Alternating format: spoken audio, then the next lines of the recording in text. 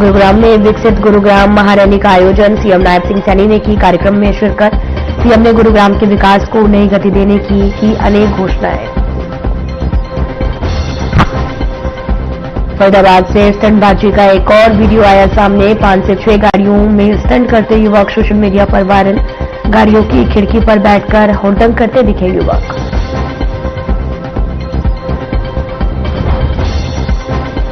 हरियाणा में ठंड के साथ कोहरे का डबल अटैक। सिरसा के रनिया में धुंध के चलते हुए भीषण सड़क हादसा।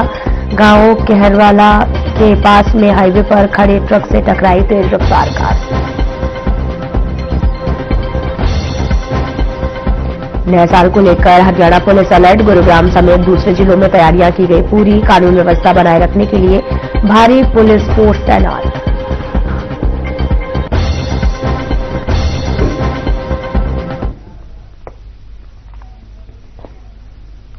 नमस्कार, मैं हूं आपके साथ अंकिता पाल। बुलेटिन की शुरुआत करते हैं। गुरुग्राम में विकसित गुरुग्राम महारैली का आयोजन किया गया, जिसमें सीएम नायब सिंह सैनी ने शिरकत की। इस मौके पर सीएम ने संबोधित करते हुए कहा कि गुरुग्राम के विकास को नई गति देने के लिए अनेक घोषणाएं की गई हैं। ये सोच अगर किसी की हो सकती है तो ये मुकेश पहलवान जी हमारे विधायक जी की हो सकती है। मैं इनको बहुत बहुत बधाई और शुभकामनाएं देता हूं और परमपिता परमात्मा से मैं ये प्रार्थना भी करता हूं कि दिन रात गुरुग्राम को विकसित और ले जाने में निरंतर यहां के लोगों की सेवा करते रहें। मैं मुकेश जी को इनके जन्मदिन की भी बहुत बहुत बधाई और शुभकामनाएं देता हूं। साथियों, ये हमारा गुरुग्राम साइबर सिटी इस पावन धरा पर इस विकास रैली में आप सब इतनी भारी संख्या में आए हैं। आप सबको मैं दोनों हाथ जोड़ करके राम राम करता हूं, आप सबको प्रणाम करता हूं। साथियों, आप लोगों का उत्साह है, आप लोगों का जोश है। यह रैली हमारे उस संकल्प का ये प्रतिबिंब है जो हमने गुरुग्राम को विश्व के सर्वश्रेष्ठ शहरों की श्रेणी में खड़ा करने का जो संकल्प ये हमारी सरकार ने लिया है। साथियों, मैं रैली में आए हुए इतनी भारी संख्या में हमारी मातृशक्ति, हमारे युवा साथी, हमारे बुजुर्ग, हमारे सभी महानुभाव का मैं दिल से स्वागत भी करता हूं, आप सबका अभिनंदन भी करता हूं। आज मेरे लिए बहुत ही गर्व की बात है। साथियों, आज से 2 दिन बाद ही नया साल शुरू हो जाएगा। आज 30 तारीख है 2025 और कल 31 तारीख 2026 ये नया वर्ष शुरू होगा। मैं आप सबको आगामी 2026 के आगमन की भी मैं आप सबको बहुत बहुत बधाई और शुभकामनाएं देता हूं। साथियों, आप सभी ने जिस प्यार से आज यहां स्वागत किया है और जो ये सम्मान की पगड़ी आज आप लोगों ने रखी है, उसके लिए मैं आप सबका आभार भी व्यक्त करता हूं और मैं आप सबको एक विश्वास भी दिलाता हूं कि आपके क्षेत्र में गुरुग्राम विकास को लेकर के हमारी सरकार कोई कोर कसर नहीं छोड़ेगी। इसको गति से विकास को आगे बढ़ाने का काम हमारी सरकार करेगी। साथियों, मुझे खुशी है कि आज मैंने 113 करोड़ 64 लाख रुपए की लागत की 6 विकास परियोजनाओं के उद्घाटन और शिलान्यास किए हैं। मुझे ये खुशी है कि इनमें 72 करोड़ रुपए और 96 लाख रुपए की लागत की 2 परियोजनाओं के आज उद्घाटन हुए हैं। आज गुरुग्राम के लोगों को उसका लाभ मिलना शुरू होगा और उसके साथ ही 40 करोड़ 68 लाख रुपए की लागत की 2 शिलान्यास भी किए हैं। उनके शिलान्यास हुए हैं ताकि आने वाले समय में जो समस्याएं गुरुग्राम की हैं उन समस्याओं का हम गति से समाधान करें। साथियों, मुझे खुशी है कि जब हम गुरुग्राम का नाम लेते हैं तो दुनिया के नक्शे पर एक नए विकसित महानगर उभरता हुआ हमारी आंखों के सामने नजर आता है। साथियों, ये वह शहर है जहां पर गुरु द्रोणाचार्य की शिक्षा और आधुनिक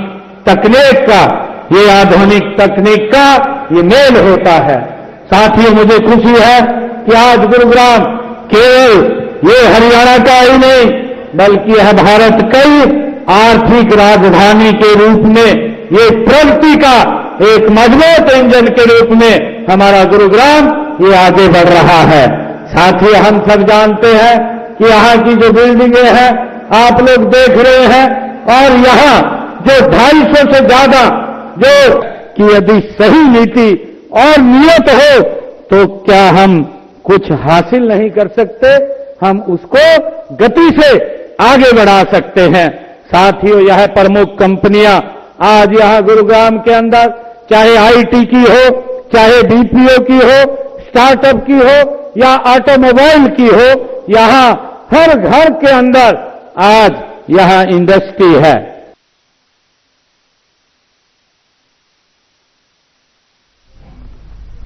हरियाणा के ऊर्जा, परिवहन और श्रम मंत्री अनिल विज ने पश्चिम बंगाल में बढ़ते अपराधों पर तीखा प्रहार करते हुए कहा कि पश्चिम बंगाल सरकार अपने दायित्वों का सही तरीके से निर्वहन नहीं कर रही है, जिसके कारण अपराधों में वृद्धि हो रही है। साथ उन्होंने विशेष रूप से महिला अपराधों और घुसपैठियों की संख्या पर चिंता जताई है। इसके अलावा मंत्री विज ने अंबाला छावनी रेलवे स्टेशन और बस स्टैंड के बीच में अंडरपास निर्माण की भी घोषणा की है, जिससे यात्रियों को आने जाने में सहूलियत होगी। और इस परियोजना के लिए हरियाणा सरकार और उत्तर रेलवे ने एनओसी दे दी है। देखिए,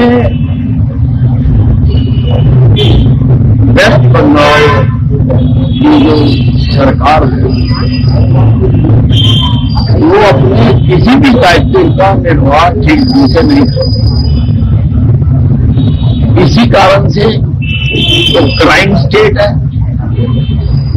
और लगातार वहां पर क्राइम होता है। और सबसे बड़ी बात है कि क्राइम अगेंस्ट वुमेन वहां सबसे ज्यादा है। एक वुमेन मुख्यमंत्री होते हुए ये हालत है वेस्ट बंगाल की। और घुसपैठिए जो हमारे देश के नहीं है, जिन पर हमारे देश का कोई अधिकार नहीं है, उनकी संख्या भी उस प्रदेश में सबसे ज्यादा बताई जाती है।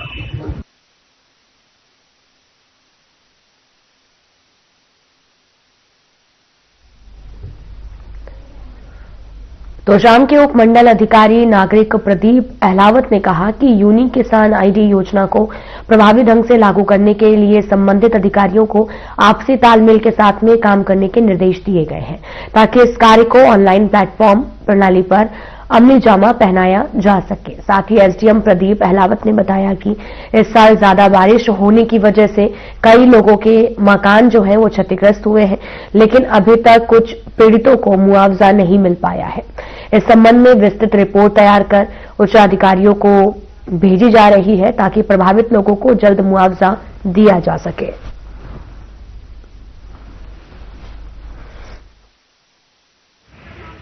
बताना चाहूंगा, जैसे मुझे अभी कुछ समय हुआ है ज्वाइन करे हुए, और एक दो चीज मेरे सामने में आई है। वो एक तो ये आई, कुछ गांव में जलभराव की मेरे सामने बात आई है।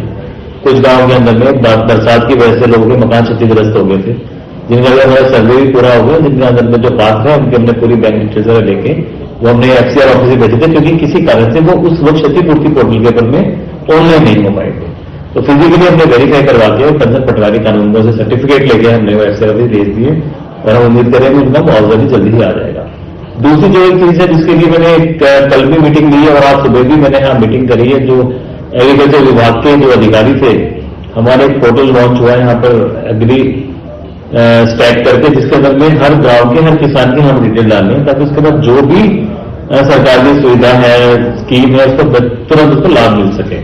तो इसके अंदर आपके माध्यम से मैं अपने गांव किसानों को बोलना चाहूंगा कि आप अपने आप को इस पोर्टल पर रजिस्टर करवाएं, जिसके अंदर में आपका आधार कार्ड और टेलीफोन नंबर वेरीफाई होता है। फिर आपका जो जमीन का विवरण है वो हमें सबमिट करते हैं हमारे कृषि विभाग के अधिकारी। और एक बार के लिए आपने वहां कैंडिडेट करवा दिया तो हर बार जो कई बार होता है कि आपकी फसल आपने बेचनी पड़ रही है, मेरी फसल मेरा एड्रेस सारे भी इंटीग्रेटेड रहेंगे। अब वो बार बार आपको एंट्री नहीं करनी पड़ेगी और आपको आगे तक के लिए काम आसान हो जाएगा। तो ये जो काम है जो मैंने टॉप प्रायोरिटी में ले रखे हैं, उसके अलावा जो बाकी रूटीनी काम है, जो चकबंदी है या लंबित इंतकाल है, इनके वो भी मैंने रिव्यू कर लिए हैं। तो वो भी हम स्पेशल कैंप लगा रहे हैं, हर शनिवार को लगेगा, आने वाले शनिवार को भी लगेगा हमारा 3 तारीख को। खबर फरीदाबाद के सेक्टर 55 गोचे स्थित सब तहसील कार्यालय में मंगलवार सुबह उस समय हड़कंप मच गया जब सीएम फ्लाइंग की टीम ने औचक निरीक्षण किया है। इस दौरान टीम ने तहसील में लागू की गई पेपरलेस रजिस्ट्री प्रणाली की वास्तविक स्थिति, कर्मचारियों की उपस्थिति, कार्यप्रणाली और आम जनता को मिल रही सुविधाओं का बारीकी से जायजा लिया है। साथ ही निरीक्षण में कई कर्मचारी तय समय पर कार्यालय नहीं पहुंच पाए, जिस पर टीम ने नाराजगी जताते हुए अनुपस्थित कर्मचारियों के नाम नोट किए हैं। वहीं आम नागरिकों ने रजिस्ट्री, इंतकाल और अन्य सेवाओं में हो रही देरी की शिकायतें रखी, जिस पर सीएम फ्लाइंग की टीम ने संबंधित अधिकारियों को तुरंत कदम उठाने और लापरवाही पर सख्त कार्रवाई के निर्देश दिए हैं।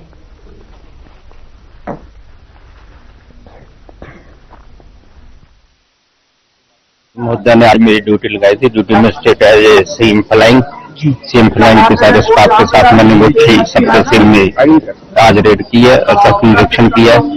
निरीक्षण के दौरान जांच जा रही है, हर प्रकार की तसल्ली की जा रही है। पेपरलेस रजिस्ट्री के बारे में जो सरकार का था उसका देखते हुए उस पर पूरी कार्रवाई जा रही है।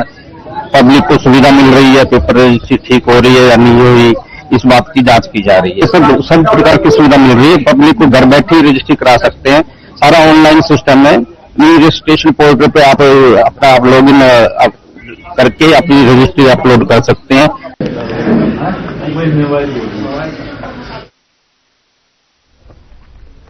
नए साल 2026 के आगमन को लेकर गुरुग्राम पूरी तरीके से अलर्ट मोड में है। सुरक्षा व्यवस्था को लेकर व्यापक तैयारियां पूरी कर ली गई हैं। गुरुग्राम में नए साल के जश्न के दौरान कानून व्यवस्था बनाए रखने के लिए 5400 पुलिसकर्मी तैनात रहेंगे। पूरे शहर में 68 नाके लगाए जाएंगे, जबकि बॉर्डर एरिया पर 10 विशेष नाके बनाए गए हैं। साथ ही सादी वर्दी में भी पुलिसकर्मी तैनात रहेंगे, जो रीलबाजी, हुड़दंग करने वालों पर कड़ी नजर रखेंगे। GMDA के कैमरों के जरिए सड़कों की लगातार मॉनिटरिंग की जाएगी। बार और पब के बाहर महिला सुरक्षा को लेकर विशेष इंतजाम किए गए हैं। लिमिट से ज्यादा शराब पीने वाले लोगों को सुरक्षित घर तक छोड़ने की जिम्मेदारी भी बार और पब संचालकों की होगी।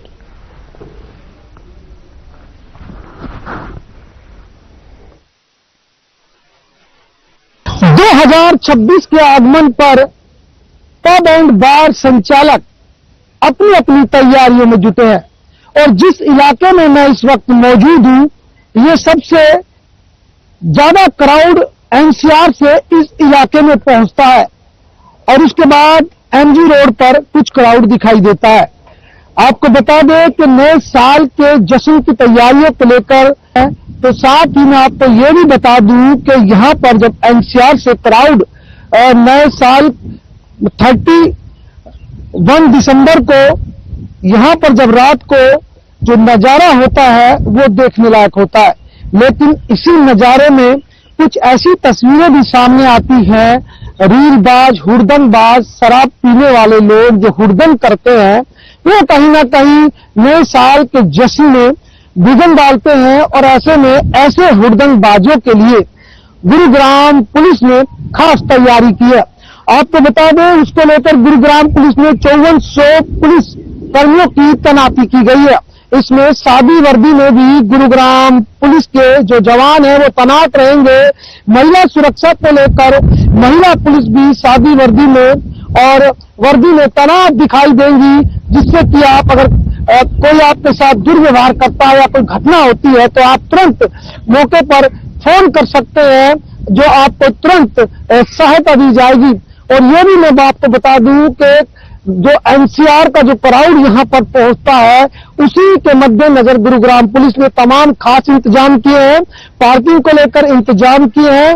और ऐसे में डीसीपी हेडक्वार्टर अर्पित जैन से हमने बातचीत की, उन्होंने क्या कहा ये भी आपको सुनवाते हैं। लेकिन इतना जरूर है कि सेक्टर 29 का ये जो आप ये मैदान देख रहे हैं और आसपास यहाँ पर पब और बार यहाँ पर भारी मात्रा में यहाँ पर मौजूद है और यहाँ पर अब तैयारियां जश्न को लेकर चल रही है, 31 को लेकर तैयारियां की जा रही हैं। ऐसे में सुरक्षा पुख्ता की गई है गुरुग्राम पुलिस द्वारा और ऐसे में 68 नाके गुरुग्राम में लगाए जाने हैं। बॉर्डर पे 10 नाके लगाए जाने हैं। आसपास जो बॉर्डर है हमारे गुरुग्राम के, ये तमाम तरह की सुरक्षा गुरुग्राम पुलिस ने पुख्ता की है। साइबर सिटी गुरुग्राम में नए साल को लेकर जश्न की तैयारी चल रही है और इसी जश्न के बीच कोई गड़बड़ी ना हो, किसी प्रकार की अनहोनी घटना ना हो, उसको लेकर गुरुग्राम पुलिस ने किस तरह से तैयारी की है, पार्किंग को लेकर, महिला सुरक्षा को लेकर, ये तमाम तरह की तैयारी जानने के लिए हमारे साथ डीसीपी हेडक्वार्टर अर्पित जैन मौजूद हैं। सर, आपका स्वागत है। सर, किस तरह से तैयारी की गई है, क्योंकि नए साल का जश्न है और गुरुग्राम में एनसीआर से क्राउड बहुत पहुंचता है, उसको लेकर किस तरह से पुलिस की तैयारी है, सुरक्षा को लेकर, पार्किंग को लेकर और अन्य चीजों को लेकर? सर देखिए, Gurgaon police high alert, high active mode पर है और सारे क्रिटिकल एरियाज, हॉटस्पॉट्स को आइडेंटिफाई करके 68 नाके लगाए गए हैं जो चेकिंग करते रहेंगे गुड़गांव जिले में। साथ ही 10 नाके जो है दिल्ली बॉर्डर के साथ लगाए गए हैं। इसके अलावा टोटल 5400 पुलिस पर्सन जो है वो ड्यूटीज पे रहेंगे, जो यूनिफॉर्म में भी रहेंगे और सादे लिबास में भी रहेंगे। इसके अलावा जो मेजर एरियाज हैं जहां प्रोग्राम्स होने हैं, 10 इंपॉर्टेंट पार्किंग्स बनाई गई है जहां पर पुलिस की तैनाती रहेगी। साथ ही जो पब है, जो बार है और रेस्टोरेंट्स हैं जहां पे फंक्शंस होने हैं या प्रोग्राम्स होने हैं, उनको 168 BNSS का नोटिस दिया गया है कि कोई भी व्यक्ति अगर नशे में है तो उनको सुनिश्चित करना है कि उसको वो घर तक छुड़वाए, वो ड्रिंक एंड ड्राइव नहीं करे। साथ ही उनके यहाँ जो भी हॉस्पिटलिटी में लोग लगे हुए हैं, सर्विंग में, लोगों के साथ इंटरेक्शन में, तो सबका वेरिफिकेशन होना चाहिए। अगर कोई नॉन वेरीफाइड मिलता है तो भी कंसर्न के खिलाफ कार्रवाई होगी। और इंटरनल सिक्योरिटी का भी वो सारे लोग ध्यान रखेंगे ताकि किसी के साथ बदतमीजी ना हो, किसी का बैड एक्सपीरियंस ना हो। इसके अलावा जो सीसीटीवी कैमराज है, हमारे GMDA का state of art control room है, पुलिस कंट्रोल रूम है, उनके लिए विशेष 4 टीमें बनाई गई हैं जो कंटिन्यूस मॉनिटरिंग करेंगी। और साथ ही कई प्राइवेट जो मॉल्स हैं उनके कंट्रोल रूम से वहां पर ही पुलिस की टीम तैनात रहेगी। तो कोई भी अगर हुड़दंगबाज नजर में आता है उसके विरुद्ध सख्त से सख्त कानूनी कार्रवाई, FIR, अरेस्ट और जो भी हो सकता है वो की जाएगी। सब क्या कोई पीने को लेकर कोई पैमाना है, बार जो पब में लोग पहुंचते हैं कि किस लिमिट में पीनी है, किस प्रकार की कोई गाइडलाइन जारी की गई है, जैसे DGP साहब ने कहा था? देखिए, ये मीटिंग्स की गई है कंसर्न DCPs द्वारा, तो ये उनको निर्देश दिए गए कि सुनिश्चित करें कि कोई भी व्यक्ति जो है वो परेशान ना हो और कोई ड्रंक एंड ड्राइव ना हो, तो उसका बिल्कुल वो लोग ध्यान रखें। तो ये इसमें किया गया। सर, ज्यादातर जाम की समस्या बन जाती है क्योंकि NCR से लोग आते हैं, ट्रैफिक पुलिस को किस तरह से तैनाती रहने वाली है? सर देखिए, ट्रैफिक पुलिस उसमें रूट डाइवर्जन भी कर रही है और कुछ रूट्स को वो चेंज करके एडवाइजरीज जो है हमारे ट्विटर पे और जो सोशल मीडिया हैंडल्स है गुड़गांव पुलिस के, उस पर आ जाएगा। तो मैं सभी नागरिकों से आह्वान करूंगा कि वो उस पर देख लें कि क्या उनकी गाइडलाइंस आ रही हैं और उसी अनुसार जो है ट्रैफिक का प्लान करें। और ट्रैफिक पुलिस भी पूरी तरीके से तैनात रहेगी ताकि किसी भी हमारे जो नागरिक हैं उनको परेशानी ना हो। सर, गुरुग्राम एक उभरता हुआ शहर है सर, क्या आपराधिक घटनाओं को लेकर किस तरह से, मतलब सादी वर्दी में भी पुलिसकर्मी रहने वाले हैं, कुछ ऐसी भी शिकायतें अगर आती हैं कि महिलाओं के साथ छेड़छाड़ की गई या चैन स्नैचिंग की, मारपीट की घटनाएं, रीलबाज भी उस दिन ज्यादा सक्रिय होते हैं, हुड़दंगबाज भी सक्रिय होते हैं, तेज म्यूजिक चलाकर सड़कों पर इस तरह के कृत्य करते हैं, उनके लिए किस तरह का मैसेज है? देखिए, जो भी नागरिकों को परेशान करेगा, हुड़दंगबाजी करेगा, उनके खिलाफ बिल्कुल हमारी स्ट्रांग और स्ट्रिक्ट एक्शन होगा। उसमें 0 टॉलरेंस पॉलिसी की, उनको बिल्कुल टॉलरेट नहीं किया जाएगा। तो कोई भी ऐसा करता है, अगर रील मेकर कोई ऐसा अभद्र रील बनाता है या ऐसी कोई जो नॉर्म्स के अनुसार नहीं है, तो उसके विरुद्ध कार्रवाई भी होगी।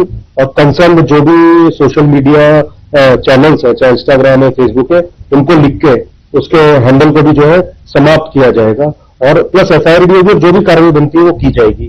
तो वो ये सुनिश्चित करें कि जो भी रील्स बना रहा है, वीडियोस बना रहा है, वो उसका ध्यान रखे कि इससे कोई व्यक्ति परेशान ना हो, कोई उसमें हड़दंगबाजी ना हो, तो उसका ध्यान रखें। और सिविल में बॉडी वन कैमरास के साथ हमारी महिला और पुरुष टीम जो है वो सारी रहेगी उसमें, तो वो भी कंटिन्यूस मॉनिटरिंग करती रहेगी। और कोई भी संदिग्ध व्यक्ति या कोई अपराधी किस्म का व्यक्ति या कोई हड़दंगबाज अगर दिखता है तो उसके विरुद्ध कार्रवाई होगी। बिल्कुल, देखिए, अगर आप गुरुग्राम में जश्न मनाने आ रहे हैं तो एक चीज का खास ध्यान रखें कि गुरुग्राम पुलिस पूरी तरह से तैयार है महिला सुरक्षा को लेकर। या अन्य आप रीलबाजी करते हैं या हुड़दंग मचाते हैं या तेज म्यूजिक सड़कों पर बजाते हैं तो ये आप ना करें, ये भी अपील गुरुग्राम पुलिस कर रही है, अन्यथा आपके खिलाफ सख्त से सख्त कार्रवाई की जाएगी। कैमरामैन प्रवीण कुमार के साथ हर खबर के लिए विजेंद्र कुमार, गुरुग्राम। कुरुक्षेत्र के लाडवा रामकुंडी में अटल स्मृति दिवस कार्यक्रम का आयोजन किया गया, जिसमें हरियाणा राज्य बाल कल्याण परिषद की उपाध्यक्ष सुमन सैनी ने शिरकत की है। उस मौके पर सुमन सैनी ने कहा, सीएम नायब सिंह सैनी और हरियाणा सरकार आज भारत रत्न पूर्व पीएम अटल बिहारी वाजपेयी के दिखाए अंत्योदय के मार्ग पर चल रही है और अंत्योदय यानी समाज की अंतिम पंक्ति में खड़े व्यक्ति का उदय करना है। आज हरियाणा में जो पारदर्शी शासन है, बिना खर्ची पर्ची के सरकारी नौकरियां मिल रही हैं। साथ ही गांव-गांव तक जो विकास की गंगा बह रही है, वो अटल बिहारी के शासन के सपने का ही विस्तार है। लाडवा क्षेत्र के विकास के लिए सीएम नायब सिंह सैनी के नेतृत्व में सरकार पूरी तरीके से प्रतिबद्ध है।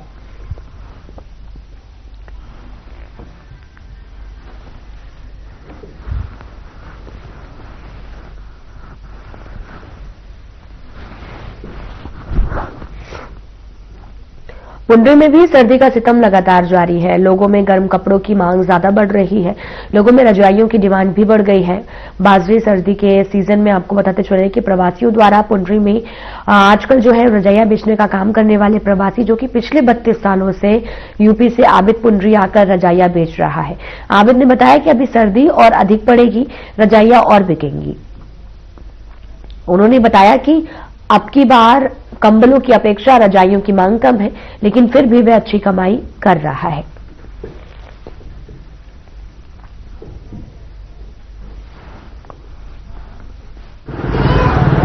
अभी भी ये काम करके कर रहे हैं, कितने साल पहले 32-33 साल हो लीजिए, तो क्या अच्छी कमाई कर जाते हैं? हाँ जी, बहुत अच्छा जी। कहाँ के रहने वाले? थाना बोन के रहने वाले जी, कस्बा थाना बोन, जिला शामली। और कब से आ रहे हैं यहाँ पे? यहाँ पे 35-36 साल हो गए। 33 साल काम आपकी बात? बहुत अच्छी बात काम है जी।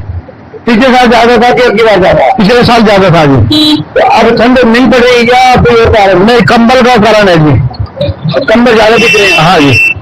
तो ये क्या देसी कपास का आज क्या भाव कर रहा है? 250 रुपए किलो चला देसी कपास, जो हल्की नहीं है वो 140 रुपए किलो है जी। तो ये कौन सा पसंद करें? 140 वाली, 120 वाली ये पसंद करते हैं जी लोग। क्या कारण? कारण ये है भाई, ये सस्ती है, गरीब आदमी रजाई बनवाते जरूर है। 80 रुपए किलो चली हुई, और ये 140 रुपए किलो है। और देसी 250 रुपए किलो है। देसी तो आपको बताते चले कि लगातार जो ठंड है वो बढ़ती जा रही है, जिसको लेकर रजाइयों और गर्म कपड़ों की मांग जो है वो लगातार बढ़ती जा रही है।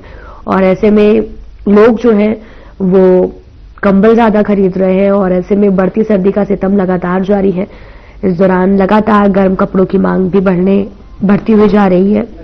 आपको तस्वीरें भी दिखा रहे हैं जहां पर मार्केट में गर्म कपड़ों की लगातार जो मांग है वो बढ़ती जा रही है। दरअसल ठंड जो है वो लगातार बढ़ती जा रही है और इस दौरान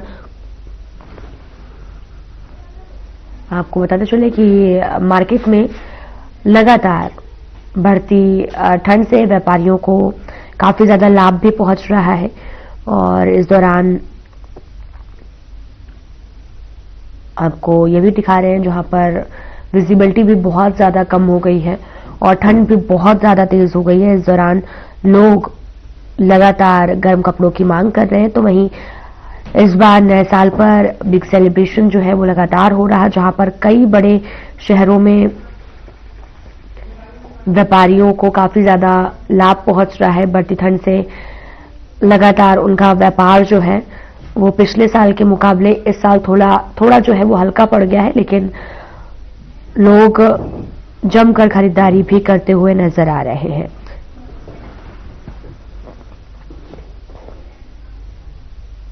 फिलहाल बुलेटिन में इतना ही। नमस्कार।